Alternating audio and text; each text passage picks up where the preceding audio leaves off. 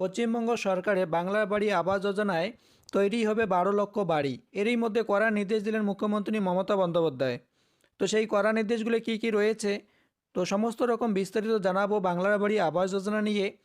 যারা যারা এখনও চ্যানেলটি সাবস্ক্রাইব করেনি অবশ্যই চ্যানেলটি সাবস্ক্রাইব করে রাখবেন নতুন নতুন ভিডিও পাওয়ার জন্য, এবং যারা সাবস্ক্রাইব করেছেন তাদেরকে অসংখ্য ধন্যবাদ। তো চলুন দেখা যাক মুখ্যমন্ত্রী মমতা বন্দ্যোপাধ্যায়ের বাংলা বাড়ি আবাস যোজনা নিয়ে যে কড়া নির্দেশগুলি রয়েছে সেই কড়া নির্দেশগুলির মধ্যে কী কী রয়েছে। আবাস যোজনা প্রকল্পে ইতিমধ্যে প্রথম কিস্তির টাকা দিয়ে দিয়েছে রাজ্য সরকার। এরই মধ্যে দ্বিতীয় কিস্তির টাকা নিয়ে এলো বড় আপডেট। জানা যাচ্ছে নতুন বছরের মাঝামাঝি সময় থেকেই এই দ্বিতীয় কিস্তির টাকা দিতে চলেছে পশ্চিমবঙ্গ রাজ্য সরকার, যার ফলে বাড়ি তৈরির কাজে দ্রুত অগ্রগতির প্রমাণ রাখতে হবে। এই অবস্থায় নির্মাণ সামগ্রী অভাবে কাজ যাতে না থামকায় তা নিশ্চিত করার জন্য জেলা আধিকারিকদের বার্তা দিচ্ছে রাজ্য সরকারের সর্বোচ্চ মহল। রাজ্যে এবার এক ধাক্কায় মোট 12 লক্ষ বাড়ি তৈরির কাজ শুরু হয়েছে। এই কাজে সবচেয়ে বেশি সংখ্যক ইট লাগবে। দরকারে বাইরের রাজ্য থেকেও ইট নিয়ে আসার আপত্তি থাকছে না প্রশাসনের। আবাসের বাড়ি তৈরি নিয়ে কড়া বার্তা রাজ্যের। প্রশাসনিক কর্তাদের একাংশ এ প্রসঙ্গে জানিয়েছেন, আবাস প্রকল্পে একটি বাড়ির আয়তন কমপক্ষে 25 বর্গমিটার হতে হয়, তাতে রান্নাঘর এবং শৌচালয়ের সুবিধা থাকা বাঞ্ছনীয়। এই হিসেবে এমন একটি বাড়ি তৈরি করতে প্রয়োজন হয় কম বেশি 8,000 ইট।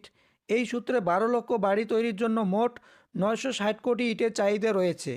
এই কারণে জেলা প্রশাসনকে ইটের যোগান স্বাভাবিক রাখার দায়িত্ব দিয়েছে নবান্ন। ইতিমধ্যে স্থানীয় ব্যবসায়ী বা ইট ভাটা মালিকদের সঙ্গে বৈঠক করে ফেলেছে জেলায় জেলায় কর্তারা। ইটের এই ব্যাপক চাহিদার মধ্যে যাতে অসাধু পথে ইটের দাম না বাড়ে সেই ব্যাপারে জেলা প্রশাসনিক স্তরে আলাদা করে দল গঠন করা হয়েছে। জেলা আধিকারিকদের একাংশ অবশ্যই জানাচ্ছে, সমস্ত জায়গায় ইটের অগ্রগতি সমান নয়। অনেক জায়গায় পর্যাপ্ত ইট তৈরি হলেও কিছু জেলায় নদী গর্ভের মাটির তোলায় নিষেধাজ্ঞা থাকায় সেখানে তত সংখ্যক ইট তৈরি করা হয় না। এ প্রসঙ্গে সংশ্লিষ্ট মহল জানাচ্ছে, যেখানে উৎপাদন কম হয় সেখানে পার্শ্ববর্তী রাজ্য থেকে ইট যাওয়ার বাধা নেই। জানা যাচ্ছে ইতিমধ্যে প্রতিবেশী কিছু রাজ্য থেকে শুরু করেছে উত্তরবঙ্গ বেশ কিছু জেলায়, যার ফলে কোথাও আর ইটের যোগান কম পড়বে না।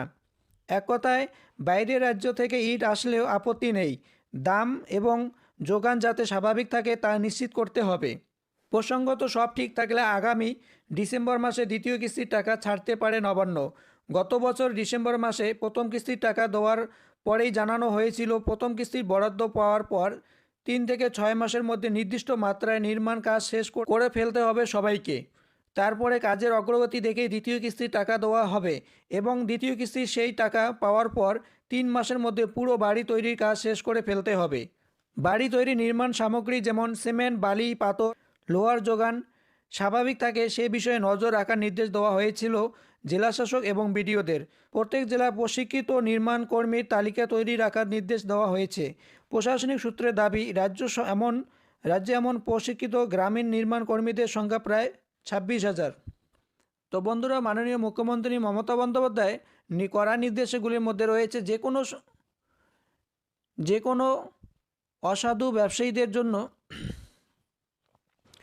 যে কোনো বাইরের রাজ্য থেকে আপনারা ইট, বালি, পাথর নিয়ে এসেও আপনাদের বাংলার বাড়ি আবাস যোজনা প্রকল্পে বাড়ি বানানোর কাজ শুরু করতে পারেন। যারা ইতিমধ্যে প্রথম কিস্তির টাকা 60,000 পেয়েছেন তারা অবশ্যই সেই সমস্ত সামগ্রী কিনে খুব দ্রুত হারে বাড়ির কাজ সম্পূর্ণ করবেন। না হলে আপনাদের জিও ট্যাকিংয়ের মাধ্যমে দ্বিতীয় কিস্তির টাকা আপনাদের অ্যাকাউন্টে আসবে না। তো সঠিকভাবে আপনারা বাংলার বাড়ি প্রকল্পের সেই কড়া নির্দেশগুলি রয়েছে সেই নির্দেশগুলি পালন করুন এবং বাংলার বাড়ি প্রকল্পের জন্য দ্বিতীয় কিস্তির জন্য আবেদন করুন। তো ভিডিওটি ভালো লাগলে অবশ্যই চ্যানেলটি লাইক অ্যান্ড সাবস্ক্রাইব করে রাখবেন নতুন নতুন ভিডিও পাওয়ার জন্য। ধন্যবাদ।